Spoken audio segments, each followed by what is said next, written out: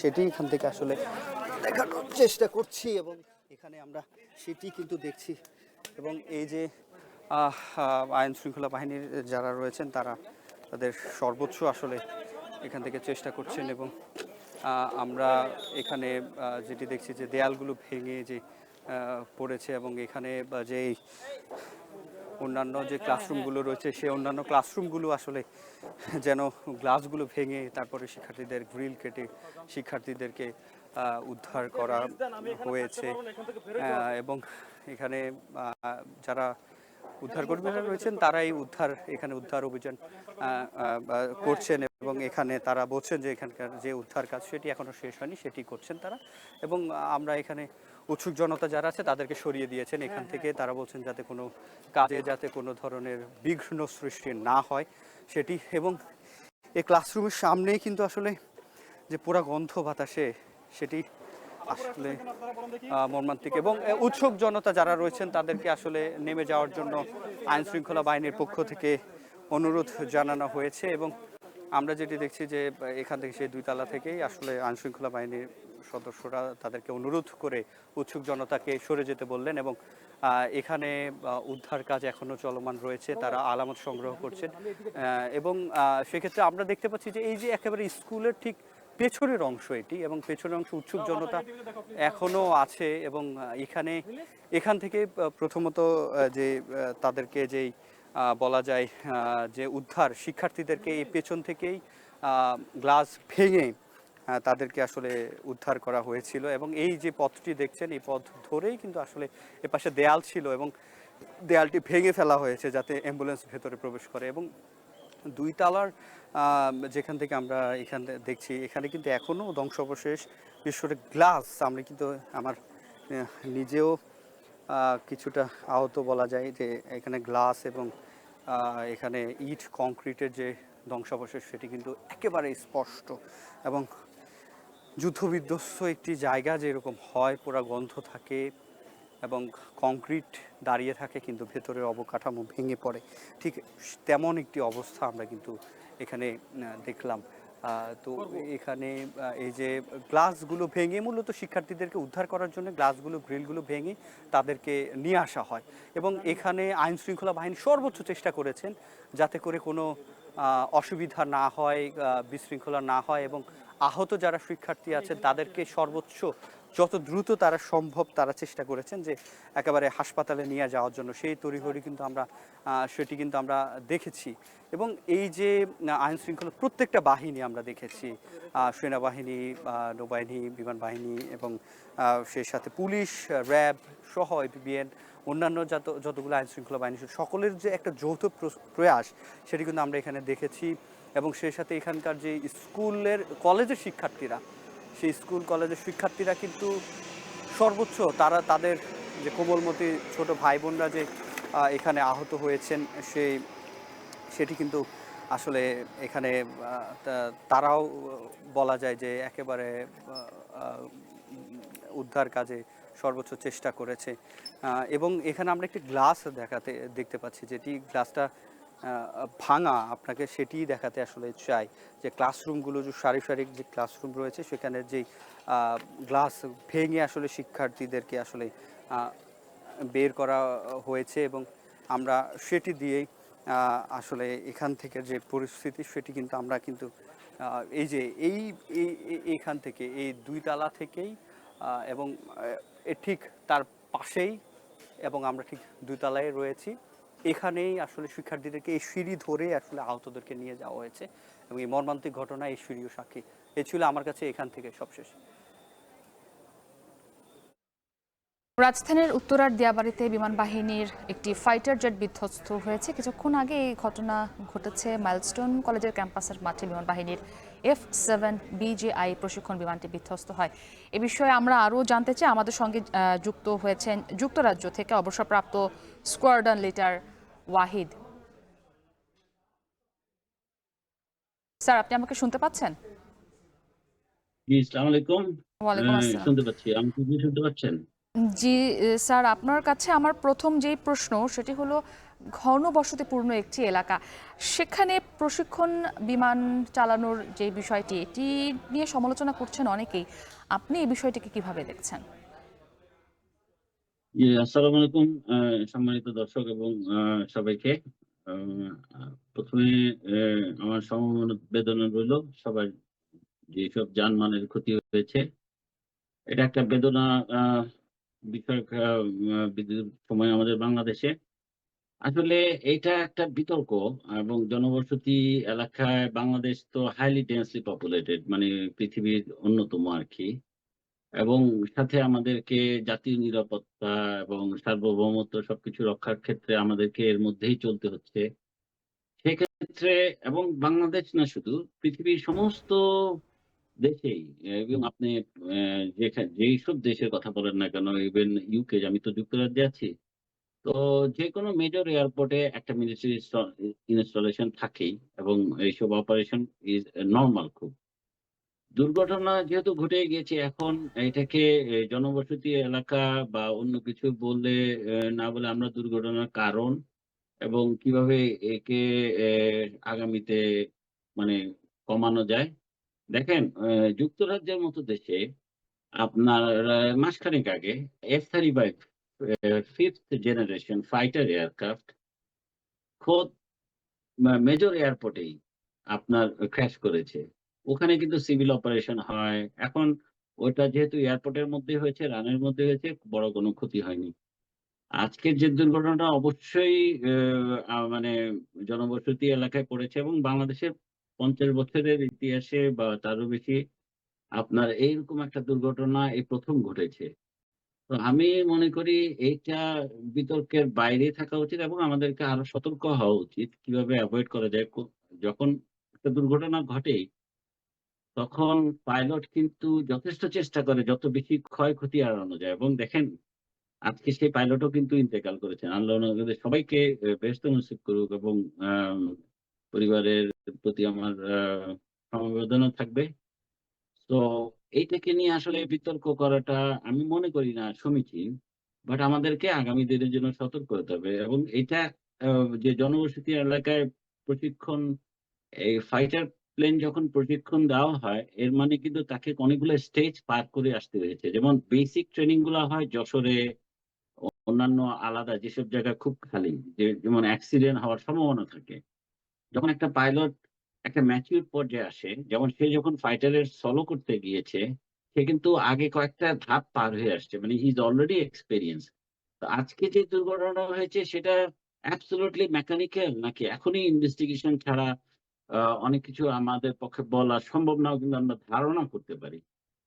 তো যখন বেস থেকে মানে ঢাকায় কুর্মিটোলা এয়ার বেস থেকে যখন কোন অপারেশন হয়, তার মানে আপনাকে ধরে নিতে হবে এরা কিন্তু যথেষ্ট এক্সপেরিয়েন্স পাইলট এবং যথেষ্ট এক্সপেরিয়েন্স বলেই এই জায়গা থেকে অপারেশন। এখানে কিন্তু ট্রেনিং ফ্লাইট বলতে তার একটা হয়তো 4th লেভেল ট্রেনিং বলতে পারেন। ঠিক আছে? সে হয়তো তার আগে অনেকগুলো অপারেশন ট্রেনিং বা অপারেশন ফ্লাই করে অন্য জায়গা থেকে বেস থেকে ঢাকায় স্থানান্তরিত হয়েছে। তো আমি মনে করি এটা এখন এই ধরনের আলোচনা বা উম চিন্তা করা যে জনবসতি এলাকায় আসলে কি মিলিটারি অপারেশন কন্টিনিউ করা উচিত না আপনি যাবেন কোথায়? বাংলাদেশে কোন একটা রানওয়ে বা একটা মিলিটারি ইনস্টলেশন কমপ্লিট বানাতে হলে আপনার বিলিয়ন ডলার খরচ। এবং সেটা শুধু এমনভাবে তৈরি করা হয় যেন মিলিটারি এবং সিভিল ২ টা পাশাপাশি অপারেট করতে পারে। ইটস কস্ট ইফেক্টিভ এবং এটা এক ধরনের মিলিটারি স্ট্র্যাটেজিও। কারণ আপনাকে আবার এই সিভিল রানওয়েটাকে আবার প্রোটেকশন এর জন্য মিলিটারি লাগবে। সুতরাং they always work together in parallel. ধন্যবাদ আপনাকে।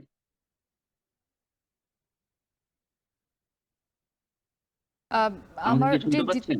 দ্বিতীয় প্রশ্ন, সেটি হলো যে ফ্লাইট লেফটেন্যান্ট তৌকিরের প্রথম একক ফ্লাই ছিল এটি আজকে। এক্ষেত্রে কি আরও সতর্কতা অবলম্বনের প্রয়োজন ছিল কিনা, এবং একই সঙ্গে আরেকটি বিষয় যে আইএসপিআর বলেছে বিধ্বস্ত FT-7 BGI যুদ্ধ বিমানটিতে যান্ত্রিক ত্রুটি দেখা দিয়েছিল। এমন প্রশিক্ষণ বিমানগুলোতে আসলে কি ধরনের সমস্যা মূলত দেখা দিতে পারে? উম ১ম এ আমি কিন্তু ফ্লাইট সেফটি ইনভেস্টিগেশন কোর্স করা এবং আপনার বলতে পারেন ইন্টারন্যাশনাল ট্রেনিং করা। আমি কিন্তু ১ম এ এই জিনিসটার ওইটাই চিন্তা করেছিলাম, আদৌ কি কোনো সেফটি ভায়োলেশন হয়েছে কিনা? বা কোন রকম আপনার আমি আমার সোর্স থেকে যতটুকু পেরেছি। দেখেন বিমান বাহিনী কিন্তু এখনো কোনো স্টেটমেন্ট দেয় নাই, যেটা আইএসপিআর অলরেডি তাদের পক্ষ থেকে দিয়ে দিয়েছে।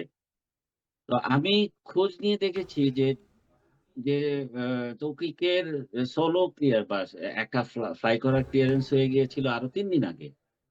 এবং তারা কতটুকু কশান হতে পারে, মানে সতর্ক হতে পারে যে এর মধ্যে আবার ছুটি পেল। আবার ঐদিনই ওর সোলো ফ্লাই করার কথা ছিল। কিন্তু আবহাওয়ার খারাপের কারণে তাকে পাঠানো হয়নি। তো এর মধ্যে আবার ছুটি পড়ে গেল হলিডে। আপনার এরপরে আবার যখন ওয়েদার খারাপ হলো, তো আজকে আবার সেই ইন্সট্রাক্টর কিন্তু তাকে সাথে নিয়ে মানে সোলো ফ্লাই করার আগে তাকে নিয়ে কিন্তু আরেকটা ট্রেনিং ফ্লাইট করে আসছে। এবং দেখেছে যখন যে হি ইস কোয়ালিফাই, তখন কিন্তু তাকে আবার ছেড়ে দেওয়া, মানে সোলো ফ্লাইং এর জন্য পাঠিয়ে মানে অনুমতি দেওয়া হয়েছে। এখন আমি সেফটি ভায়োলেশন এ বা কোন রকম কার্পণ্য করেছি কিনা, মানে আমার প্রাথমিক তদন্তে কিন্তু বা আমার প্রাথমিক ইনভেস্টিগেশন এ কিন্তু আমি কিচ্ছু পাইনি। আর ২য় কথা হচ্ছে যে যখন আ একটা স্টুডেন্টকে বলেন সোলো পাঠানো হয়, তখন কিন্তু ধরেন একটা ফ্লিটে ২০ টা বিমান আছে। ওই ২০ টা বিমানের মধ্যে কিন্তু সবচেয়ে বেস্টটা দেওয়া হয় তাকে, যে সো দ্যাট বা ওর কোনো অ্যাক্সিডেন্ট রেকর্ড বা আপনার টেকনিক্যাল ফল্ট রেকর্ড অনেক কম বা সম্ভাবনাই নাই। তো এখন যেটা হয়েছে, তাকে বেস্ট এয়ারক্রাফটটা দেওয়া হয়েছে। FT-7 মিনস ডুয়াল ককপিট, মানে আপনার ২ জন পাইলট ওইটাতে বসে। তো ইন্সট্রাক্টর নেমে গিয়েছে, তাকে আবার সবকিছু শুরু থেকে শুরু করে প্রিপেয়ার করে এয়ারক্রাফটটাকে আকাশে নিয়ে যাওয়া হয়েছে। তো আমি মনে করি না এখানে কোন সেফটি ভায়োলেশন বা কম্প্রোমাইজ হয়েছে। দেখেন, ইটস এ মেকানিক্যাল বা টেকনিক্যাল ইস্যু। আপনার যেকোনো সময় হতে পারে। যেকোনো সময়, any time in a flight. Um আবার আবার ইনটেনশনাল ও হতে পারে। আবার মিস্টেক, মাসল মেমোরি বলে কথা আছে। আমি ভুলে আমার হাত হয়তো অন্য জায়গায় চলে গেছে। যেমন আপনি ইন্ডিয়ান আম এয়ারলাইন্স 787 এর ক্র্যাশটা প্রাথমিক তদন্তে কিন্তু দেখেছেন। আমরা ভেবেছিলাম কি আর আসলে ঘটনা ঘটেছে কি। সুতরাং আমি মনে করি না যে কোন সেফটি ভায়োলেশন হয়েছে এখানে। যেহেতু পাইলট নিজেই মারা গিয়েছেন, তো আমাদের অনেক কিছু এখন ধারণা, যেহেতু এইসব ফাইটার বিমানে আপনার কোন রকম ভয়েস রেকর্ড বা ককপিট বা আপনার ফ্লাইট ডাটা রেকর্ডার থাকে না। জাস্ট শুধু এই এই কোন কারণে যদি কোথাও ক্র্যাশ করে আননোন জায়গায় একটা মানে ইমার্জেন্সি লোকেটর বিকন থাকে, সো দ্যাট আপনি ওই বিমানটাকে শনাক্ত করতে পারেন কোথাও। সুতরাং এই জায়গাটায় আমাদের একটা ডার্কনেস থেকে যাবে। বাট বাইরে থেকে যতটুকু দেখে বোঝা গিয়েছে যে ইটস এ সাডেন এবং complete power loss as well as আপনার communication lost, electrical failure, something like that.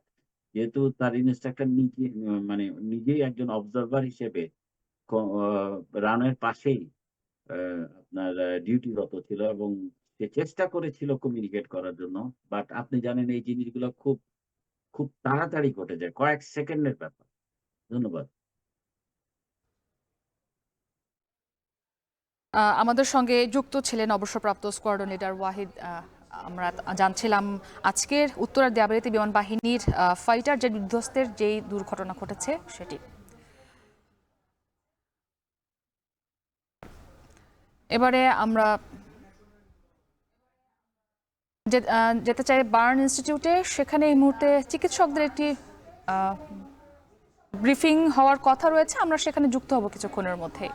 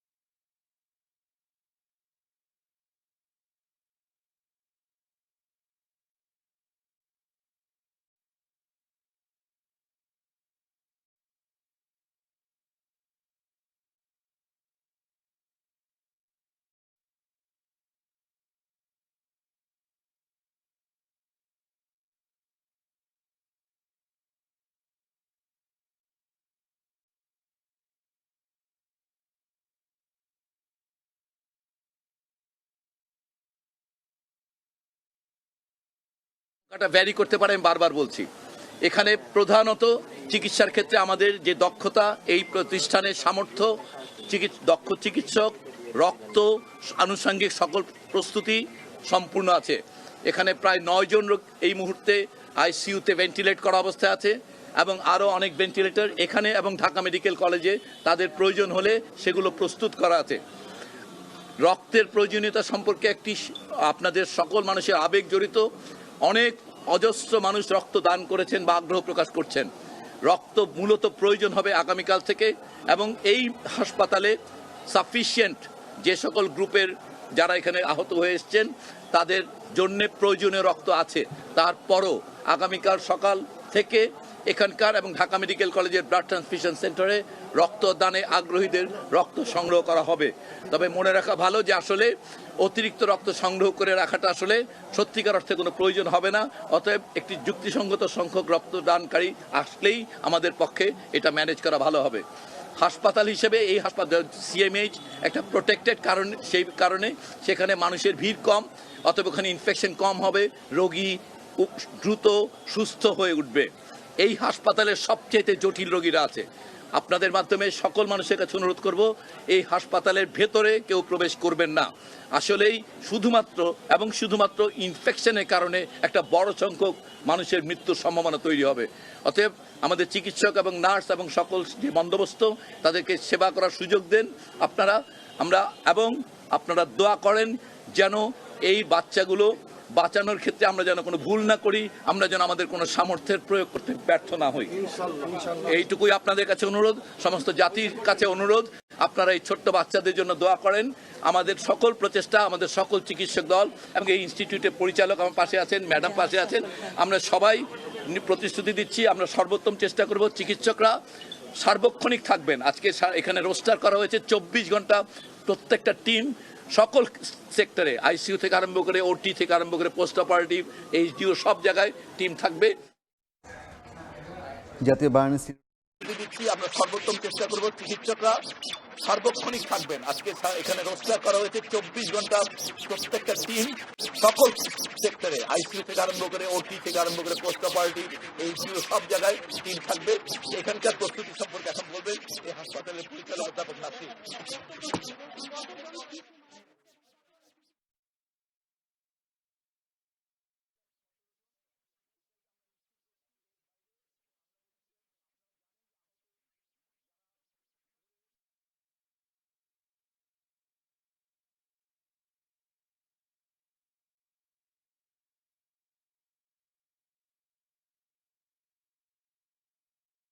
এছাড়া বাকিরা সবাই নিহতের খবর আমরা কিন্তু দেখেছি যে আইএসপিআর কিন্তু বলেছে যে এখন পর্যন্ত 20 জন আসলে মারা গেছেন, এবং আমরা রাজধানীর যে বার্ন ইনস্টিটিউশনে আছি আমরা কিন্তু সেখানে দেখছি যে এখানে এখনও আমরা তখন থেকেই বলে আসছি যে বাইরে উৎসুক জনতার ভিড়, সেই ভিড় কিন্তু এখনও সেভাবে কমেনি, এখনও বাইরে ভিড় আছে। তবে একটু আগে আমরা দেখলাম যে এখানে ব্রিফ করেছে, বার্ন ইনস্টিটিউটের পক্ষ থেকে ব্রিফ করা হয়েছে, এবং আমরা আইএসপিআর এর তথ্য অনুযায়ী যদি আমরা একটু বলি যে এখন পর্যন্ত নিহতের সংখ্যা 20, আহত 171, এবং আমরা যদি বলি যে এই বার্ন ইনস্টিটিউটেই শুধু 70 জনের কথা আইএসপিআর বলছে, এবং নিহতের সংখ্যা বলা হচ্ছে এখানে 2। এছাড়া আমরা আরেকটি তথ্য যদি একটু বলি যে এখানে কিন্তু 10 জন আইসিইউতে ভর্তি হয়ে আছে, এবং এখানে মোট যত সংখ্যায় ভর্তি আছে তার অধিকাংশের অবস্থাই কিন্তু একেবারেই ক্রিটিক্যাল বলে কিন্তু জানানো হচ্ছে।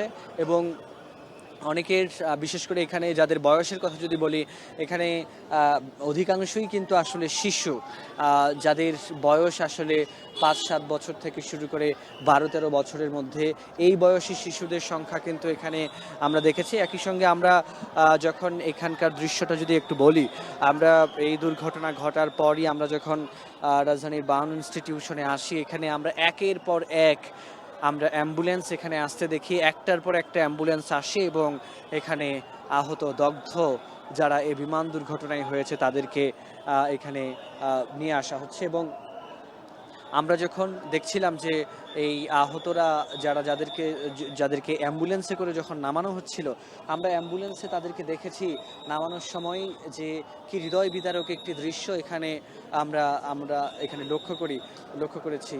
এবং অনেকের পুরো মুখ আসলে পুড়ে গিয়েছে, অনেকের পুরো মাথা পুড়ে গিয়েছে। আমরা দেখেছি কারো হাত পুড়ে গিয়েছে, কারো পা, কারো শরীরের অন্যান্য অঙ্গ পুড়ে গেছে বলেও কিন্তু আমরা দেখেছি। এবং আমরা যদি আরেকটা বিষয় একটু বলতে হয় যে এখানে কিন্তু বারবার করে আবার বলা হচ্ছে, একসময় যেমন বলা হয়েছে রক্তের প্রয়োজন, এখন কিন্তু বারবার করেই আসলে বলা হচ্ছে যে এখন এই মুহূর্তে আর কোনো রক্তের প্রয়োজন নেই। আগামী কাল সকাল 8টা পর্যন্ত কোনো রক্তের প্রয়োজন হবে না। পর্যাপ্ত রক্ত এখানে ইতোমধ্যেই সরবরাহ করা হয়ে গিয়েছে। কারণ রক্তের কথা বলবার পরে যেমন রক্ত দিতে ইচ্ছুক মানুষরা এখানে এসেছেন, একই সঙ্গে উৎসুক জনতাও কিন্তু এখানে ভিড় করছেন। এখানে বারবারই বলা হচ্ছে যে যেন আর কোনো উৎসুক জনতা যেন এখানে আর এসে ভিড় না করে, উৎসুক জনতার ভিড় যেন এখানে কমানো যায়, সেটি কিন্তু এখানে বারবার করে বলা হচ্ছে। এবং আমরা একটু হাসপাতাল এই বার্ন ইনস্টিটিউটের একটু বাইরের আমরা আবার এসেছি। আবার আমরা যে দৃশ্যটি এখানে দেখছি সেটি হচ্ছে এখনও এখানে রাস্তার দুপাশেই উৎসুক জনতার ভিড় রয়েছে। একই সঙ্গে আমরা দেখছি আইন শৃঙ্খলা রক্ষাকারী বাহিনী, পুলিশ, এখানে রয়েছে সেনাবাহিনী, রয়েছে র্যাব, রয়েছে আরও রয়েছে এখানে বিভিন্ন স্বেচ্ছাসেবী সংগঠন, তারা কিন্তু এখানে রয়েছে।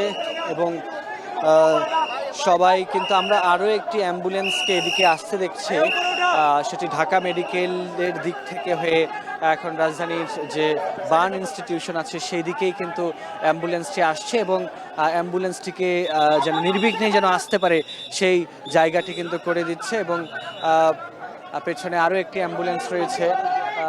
আমরা যদি একটু বলি, সম্ভবত এগুলো অন্য কোনো রুগী আছে কিনা আমরা ঠিক বলতে পারছি না, কারণ এগুলো বার্ন ইনস্টিটিউটে না ঢুকে চলে গেছে।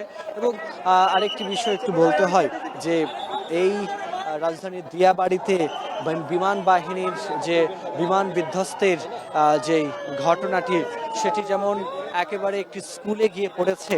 এই স্কুলে পড়বার কারণে কিন্তু আমরা দেখেছি কোমলমতি শিশু শিক্ষার্থীদের তারা কিন্তু তাদের অনেকেই কিন্তু মারা গেছেন। এবং এই বিমান বিধ্বস্তের ঘটনায় কিন্তু এখন আসলে সবার মনেই একটা আতঙ্ক, ভয় কাজ করছে যে এখন যারা হসপিটালে এখনো ভর্তি হয়ে আছেন, যেহেতু বলা হচ্ছে যে অধিকাংশের অবস্থাই আসলে খুবই খারাপ, সে কারণে কিন্তু আরও আশঙ্কা করা হচ্ছে যে না জানি আর কত মায়ের সন্তানকে হারাতে হয়, না জানি আর কতজনকে মারা যেতে হয়, সেই সংখ্যা কিন্তু এখানে প্রকাশ করা হচ্ছে। আমরা আরেকটা বিষয় যদি একটু বলি যে এখানে আজকে সরকারের যারা বিভিন্ন পর্যায়ের দায়িত্বশীল উপদেষ্টা রয়েছেন তারা কিন্তু এখানে আসেন এবং উপদেষ্টারা এখানে এসে খোঁজখবর নিয়েছেন এবং দেখেছেন রোগীদেরকে। এবং তারা একটা বিষয় বলেছেন, এখানে আমরা দেখেছি যে উপদেষ্টা ডক্টর আসিফ নজরুল, সৈয়দ রিজওয়ানা হাসান, আমরা দেখেছি তারা কিন্তু এখানে এসেছেন এবং তারা বলেছেন যে প্রয়োজনীয় সব রকমের ব্যবস্থা করা হচ্ছে। এবং প্রধান উপদেষ্টা প্রফেসর ডক্টর মোহাম্মদ ইউনূস তিনি কিন্তু সার্বক্ষণিক খোঁজখবর রাখছেন আজকের এই দুর্ঘটনায়। এবং যারা আসলে এই হসপিটালে ভর্তি হয়ে আছেন, যাদের অবস্থা খারাপ, প্রত্যেকের জন্য দোয়া করা হচ্ছে এবং প্রত্যেকের যেন সুচিকিৎসা নিশ্চিত করা হয়। এবং যারা অসুস্থ হয়ে এখানে এসেছেন প্রত্যেককে যেন বাঁচানো সম্ভব হয় আল্লাহর রহমতে, সেই কথা তারা বলেছেন। এবং বলেছেন যে প্রয়োজনে তাদেরকে আরও যদি চিকিৎসার প্রয়োজন হয় বিদেশেও প্রয়োজনে নিয়ে যাওয়ার কথাও কিন্তু আজকে সরকারের উপদেষ্টারা এসে এখানে বলেছেন। আমরা দেখেছি প্রধান উপদেষ্টার বিশেষ সহকারী সাইদুর রহমান, ডক্টর সাইদুর রহমান, তিনি কিন্তু কয়েকবার কথা বলেছেন। তিনি বলেছেন যে এখানে যতগুলো রোগী আসলে ভর্তি হয়েছে প্রত্যেকের কারো কারো একটু পড়ে গিয়েছে, কারো কারো বেশি পড়ে গিয়েছে, কারো কারো পুরো শরীর পুড়ে গিয়েছে। এখানে কারো কারো 70, 80, 90% পর্যন্ত অনেকের আসলে পুড়ে গেছে। আর সেই দৃশ্যটি কিন্তু আমরা তাদের কাছ থেকে জানতে পেরেছি। এবং আমরা এখনো রাজধানীর যে বার্ন ইনস্টিটিউটের আমরা বাইরে এখনো দেখছি যে এখানে কিন্তু এখনো বিভিন্নভাবে রক্ত সংগ্রহের যে বিষয়টি সেটি এখন আমরা এখানে দেখছি। তো যদিও আমরা জানি যে যদি আমরা হসপিটাল থেকে জানানো হয়েছে যে এখন আর এই মুহূর্তে কোনো রক্তের প্রয়োজন নেই, তবে আগামীকাল সকাল 8টা পর্যন্ত সব রকমের রক্ত কিন্তু যা প্রয়োজন তার সব রক্ত কিন্তু ইতোমধ্যেই আছে এবং এর মধ্যে আর কোনো প্রকার রক্তের প্রয়োজন হবে না আগামীকাল সকাল 8টা। তারপরও যারা আগ্রহী রক্ত দিতে, এরপরেও যদি রক্তের প্রয়োজন হয় তাহলে এরপরেও যদি রক্তের প্রয়োজন, সেজন্য কিন্তু আমরা দেখছি যে এখানে বাইরে বেশ কিছু টিম কিন্তু তারা রক্তের গ্রুপিং নিশ্চিতকরণের কাজ করছে এবং তারা তাদের ফোন নম্বর, নাম, ঠিকানা এগুলো কিন্তু লিখে নিচ্ছেন। প্রয়োজনে তাদের কাছ থেকে যদি রক্তের প্রয়োজন হয় তাদেরকে ফোন দিলে যেন রক্ত এসে